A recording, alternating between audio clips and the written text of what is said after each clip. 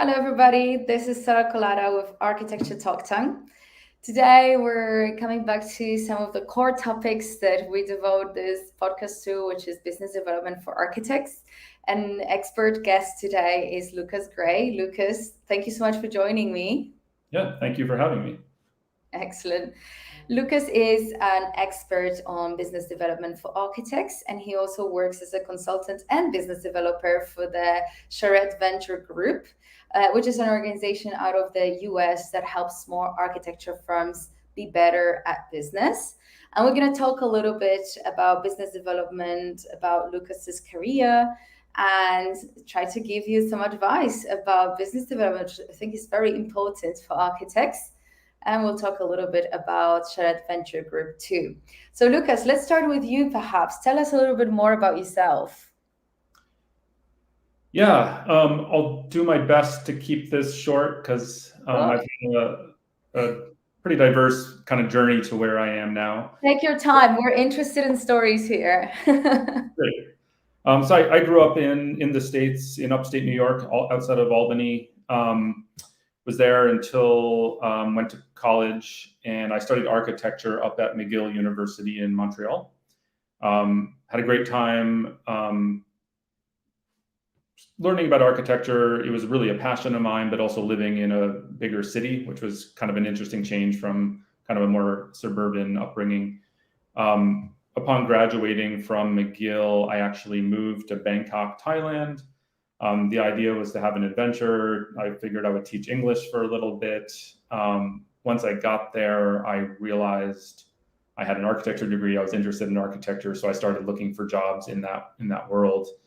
And I ended up getting a job at a large engineering company, CH2M Hill, in their Bangkok office. So I had a 6-month internship there.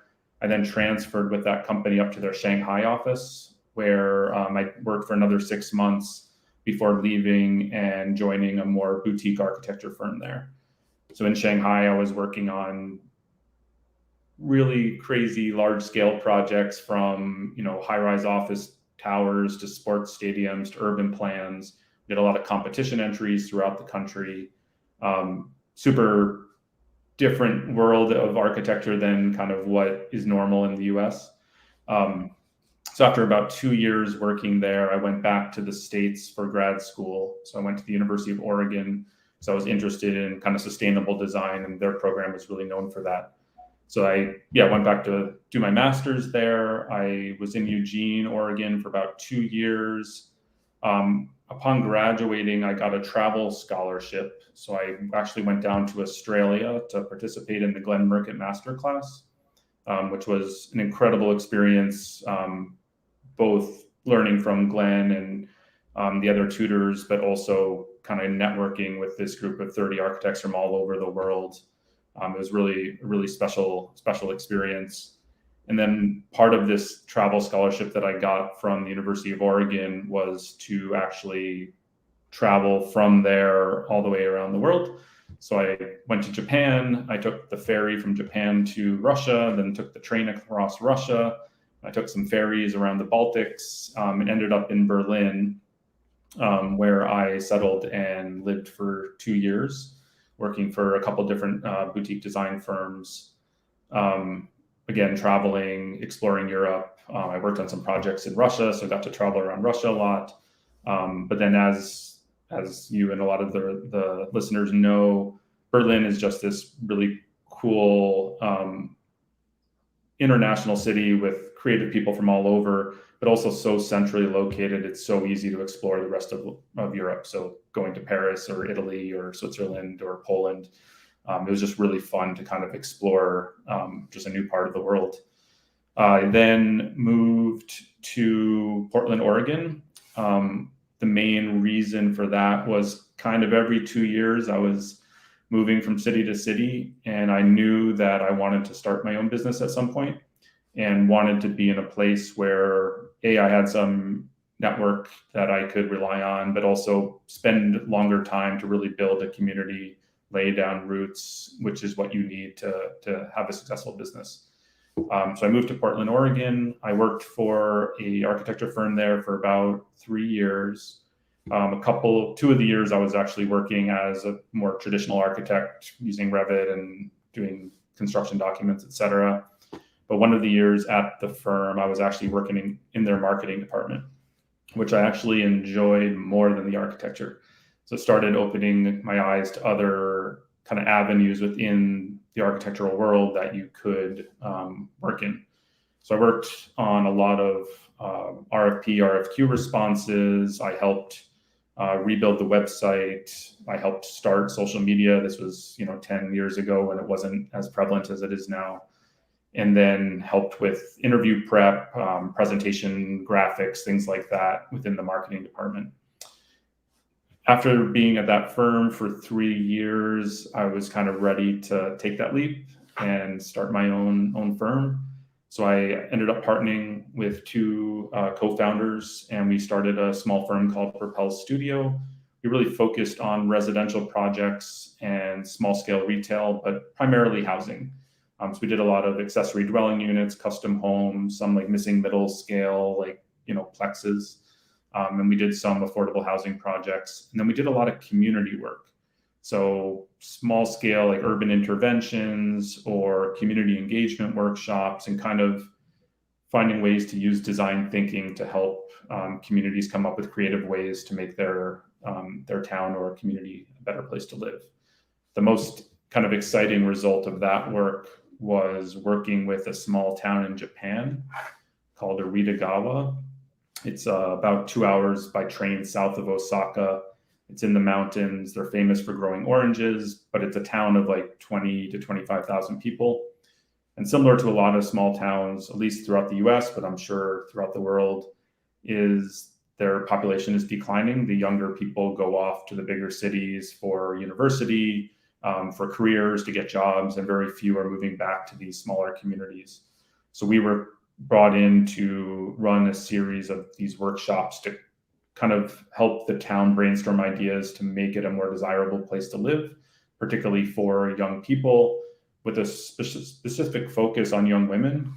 Mostly, well, within Japan society, the firstborn sons are coming back, taking over the family farm or the family business, but women don't have the same kind of business opportunity in these places, so they stay in the bigger cities.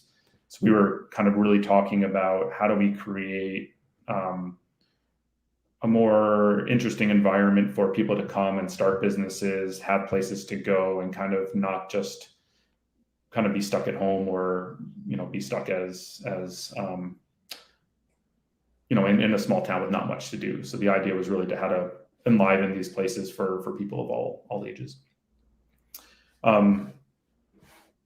Going back to my career arc, I ran Propel for about 7 years with my partners.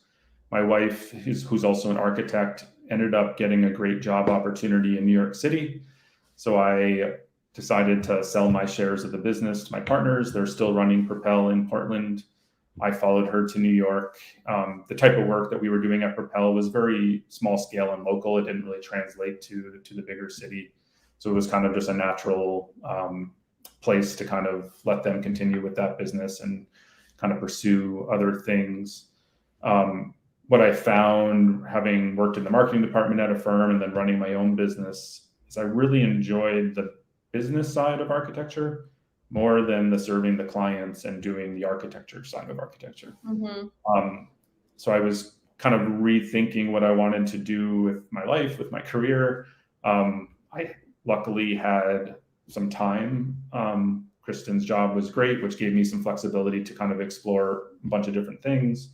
I read a ton of business books, tried to give myself like almost a mini MBA without having to go back to school, to kind of learn all the things that I didn't know when I started the business. Mm-hmm. I made tons of mistakes, and if I did it again, I would do things very differently. So I really wanted to kind of learn more about the foundations or the fundamentals of business that I could then apply to whatever I did next.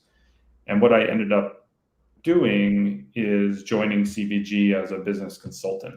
So we actually, I knew CVG because we actually hired them when I was running Propel, because we knew what we knew and we didn't know what we didn't know. So we brought CVG in to help us focus on the business aspects of the firm. So talking about, operational efficiencies, organizational design, the basic finances of operating a firm. So when I had the opportunity, after a few months of kind of re-educating myself on business foundations, I stayed in touch with CVG and the people there because they were always great to work with. And when there was an opportunity to join them, I jumped on at the opportunity so I could work with other architects and kind of share some of the mistakes that I made, but also some of the new things that I was learning. I love this. Wow, you literally had such a well-versed experience in life and travel. I think it really helps to grow personally, which makes a really great coach. And also moving forward, having the real life experience of actually running an architecture practice, being an architect yourself, which I appreciate because I think that it's really hard to go through transitions having gone through all that education and also somehow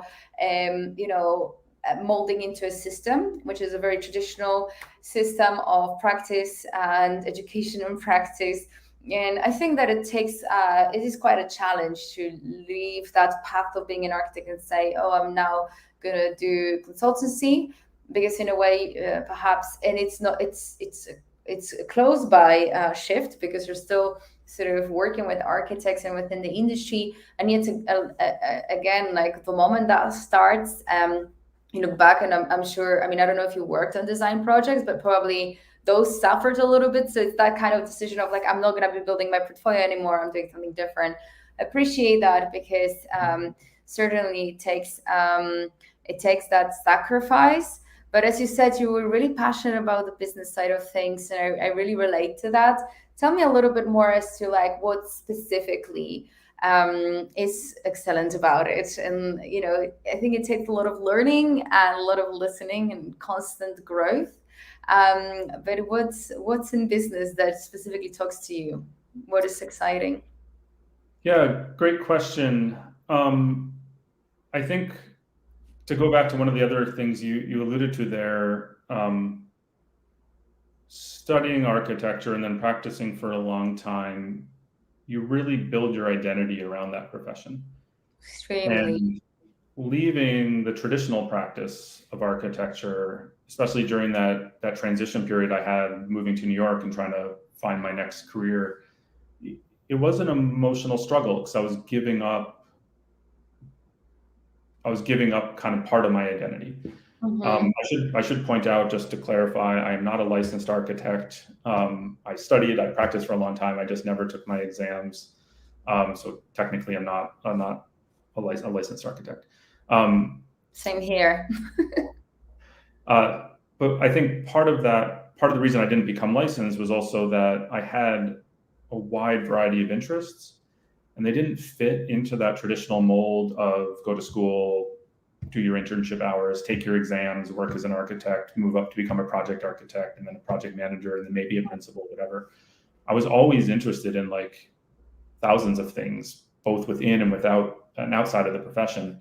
I think that's part of what attracted me to the business side of practice, is I still got to engage with the profession that was part of my identity and part of the passion for why I studied architecture, but allowed me to dabble in a whole bunch of different things. Because when you're running a business, you're no longer focused on necessarily a project or the details of putting a project together or whatever, design styles, etc. You're dabbling in that a little bit, but you're also managing people, and you're doing business development and sales and marketing, and you have to learn about the legal side of contracts, and you have to go out and give presentations and then come back and put graphics together and then jump into a project and give feedback and then talk to a client and then deal with conflict resolution. There's just like so many aspects of it that kind of was interesting to maybe my lack of patience.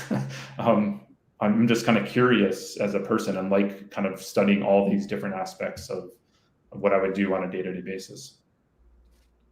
I love this. And and that's excellent, because in a way, as long as there's that feeling of like giving up an identity, you also know that you're pursuing new things, and that's also exciting. So there's a loss and a gain in the same place, right? So Yeah. moving forward, like wanting to speak a little bit about that business, like, starting businesses and actually being involved in businesses is extremely rewarding. I think from the perspective of actually being able to learn that even mistakes are gains, because it's better to learn what not to do than just focus on what to do sometimes.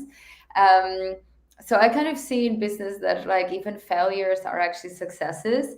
But what is it for you specifically that excites you? And after all, with all these experience and everything, you chose to do business development. So there must be Yeah. something special in it. I think so. I'll talk about this in two different ways. So one is the business development that I do within CVG. And one of the things that I love about it is that the fundamental root of business development is building relationships with people. I enjoy talking to other architects. So I enjoy whether it's going to an AIA convention or having conversations like this online or interacting with people through LinkedIn posts or blogs or whatever. It's just interesting to hear about different people's paths, what they work on, what they're passionate about, what their interests are. Because within the profession, like, yes, everyone's practicing architecture, but there's a million different ways to do it. And there's different project types, there's different regions, different countries practice differently. Different people are passionate about different things. Someone might be super passionate about designing educational facilities, or someone else's healthcare, and someone else's housing. It's just really fascinating to talk about each individual's interests and goals in life. And that's what I enjoy about the business development side, particularly in my role now. I go out and talk to architects, try to learn about what they're passionate about, but also what their struggles are, or challenges are that maybe we could help solve or help them overcome. And that's the other side of, I think, what I like about my role now that was similar to practicing architecture is, at the end of the day, we're helping people. We're solving their problems. So now I'm working with a variety of clients to solve some of their business challenges. And it's super rewarding talking to them. I learn about their business, how they're running things, how they do things maybe differently than other people, but also connecting the dots on how similar all these businesses are. So taking lessons learned from one company and applying it to another. But at the end of the day, it's rewarding when those things are successful, when you see that some of the advice you gave or the work you were doing together led to a better result. And that's the same as kind of when I was practicing architecture, designing for clients, solving their problems through design. Now I'm just designing something differently. Instead of designing a house or a retail space, I'm designing a business in collaboration with that business owner. So yeah, I think it's that's really kind of the fundamental aspect of what I do that I really enjoy. It's building those relationships, having those conversations, me listening as much as possible to learn about what's going on in the industry, what's going on with individuals, what's going on with individual businesses, and then using that knowledge to help solve problems or connect people with the right solution. Sometimes that might be working with us. Sometimes it might be something completely different, a book that I can recommend, or just jumping on a quick call and answering a specific question that someone might have. Absolutely. So tell me a little bit about business development. What is it? There's so many different other categories of business that almost are married with business development. I think that the boundaries between one and another blur very often, like business development and marketing, communications, prospecting, sales, even business growth. But where does business development lay, and how would you define it best? Yeah. I would start by talking about the differences that I see between marketing and business development. Because like you said, they're very intertwined. There's probably a lot of overlap. But the best way that I've been able to kind of describe the differences is marketing is maybe more about getting people to know that you exist. So it's having people find you. Where business development So I guess to follow up on that, it would be building an audience, right? You're getting other people to, whether it's through content, through your website, through presentations, conversations, whatever it is, it's getting people to know you're there. Maybe that you might be of some interest to help them with whatever they're struggling with. Business development, I think, is when you're taking some of that audience and converting them into clients.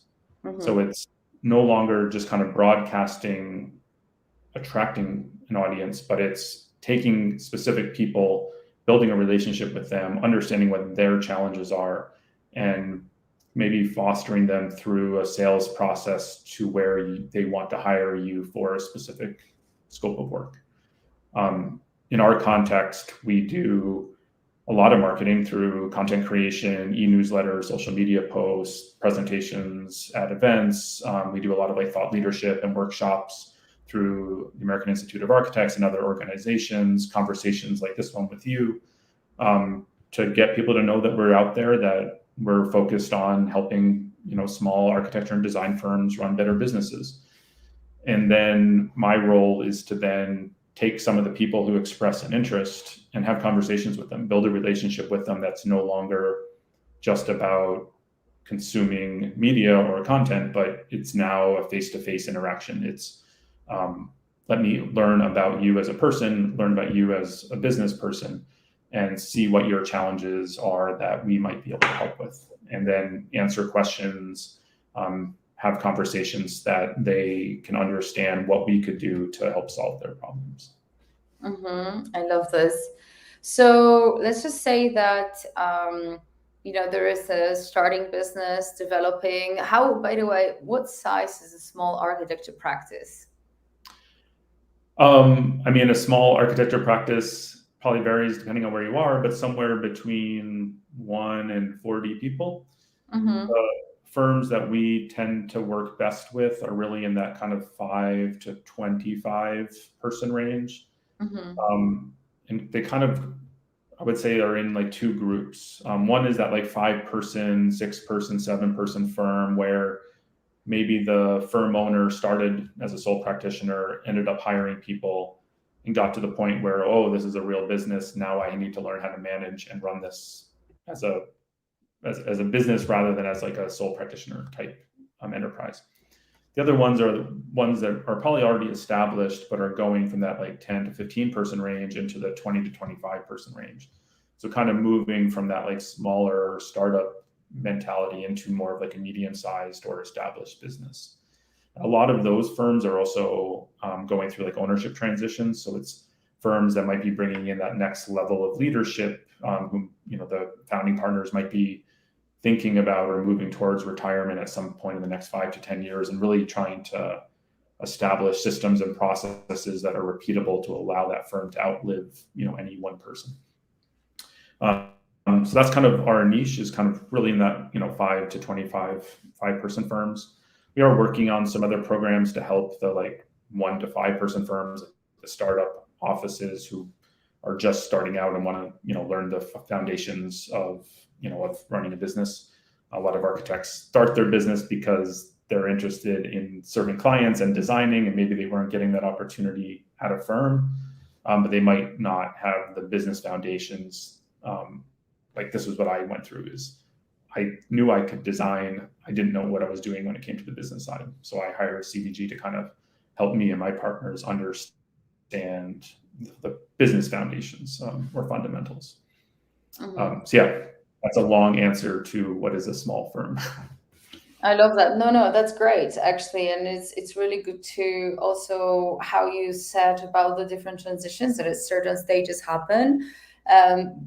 Due to, for example, the time that's passed. So therefore there's like leadership transition, maybe growth, like acquisition of new leadership, or even merger and acquisition. So therefore two businesses merging. But yeah, it's interesting that there are definitely different challenges and different things we're looking at every single stage of business development. And so therefore, I think bottom line, it's really important to surround yourself by people who can help at that stage, but also expose yourself to the problems of the people ahead of you that maybe are already running the bigger practices or are in the place where you're at. through either, again, following on social media, different things, or essentially hearing them speak, read blogs, etc. But yeah, it's super important to expose yourself to that, because at every stage there is a new challenge in business for sure, and it's exciting as well to grow. So let's talk a little bit about the challenges that happen for small firm owners up to, let's just say, 25, 30 employees. Yeah, I think there's a couple main topics that we focus on. So one is the fact that when you start a business, your job is now running a business, and it's not really being an architect anymore. And the very small firms, so the 1 to like 6 people, quite often the firm owner is still doing a lot of billable work.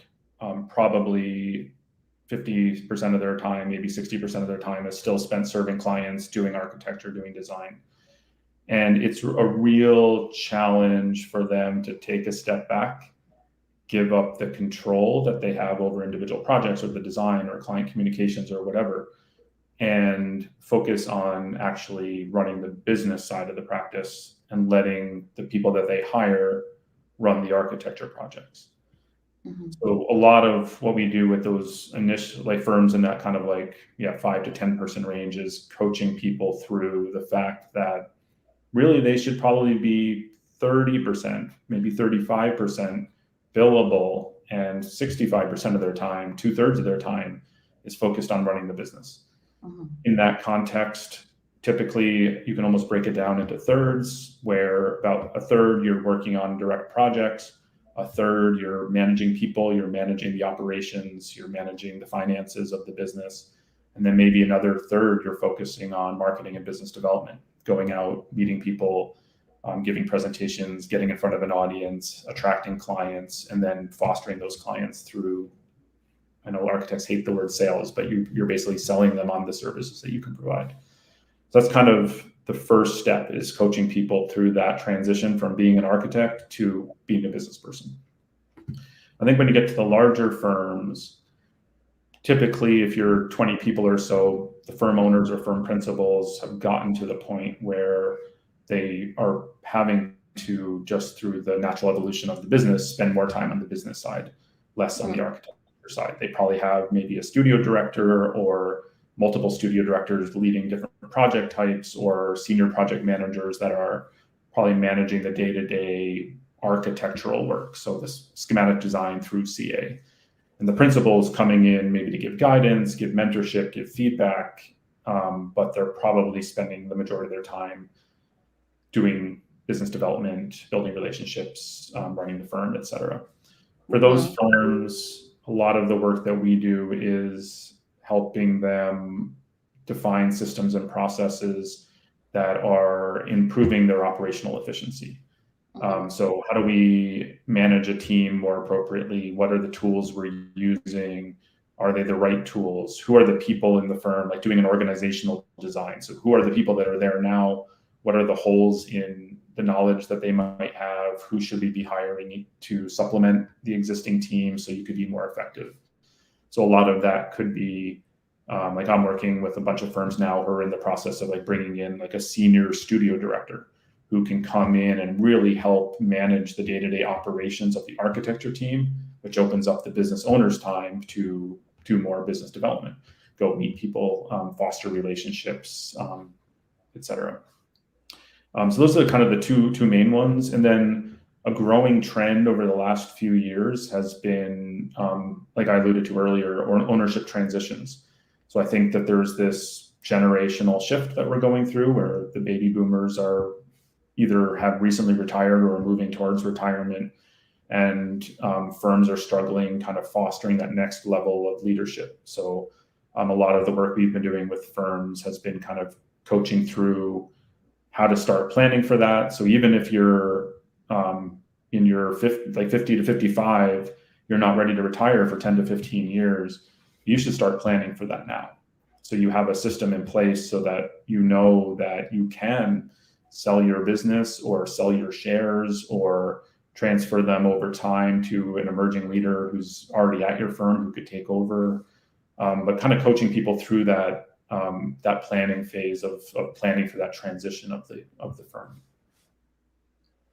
I love that. This is so interesting because I think it tells us a lot about some of the things that we have to think about and also prepare for, and that each of these stage requires really proper planning and really deep dive approach into how to do it right. You know, you can't really overlook it or wing it because the whole team pays for it. And also it can really affect the growth of a business. So it's really interesting that at all these stages, we're also growing and learning, right, as business owners, especially if we're at the practice for a long time.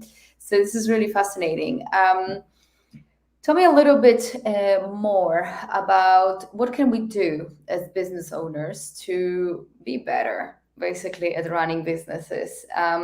Some of the things that, you know, obviously architects are very busy, usually have very little time.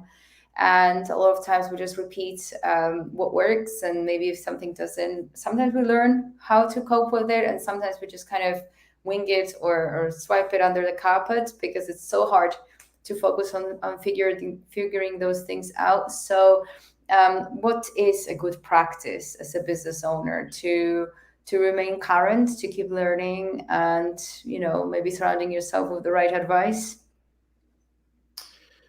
Yeah, I think there's a bunch of habits that I think are good to build. So one would be making sure that you are setting aside the appropriate amount of time to actually take a step back from working in the business and allowing you to work on the business. So just like designing a project for a client, you need to spend time designing the business for everyone within it. So that would be strategic planning, financial projections, budgeting, kind of all those things that I know architects, myself included, would push to the back burner because we wanted to focus on the design.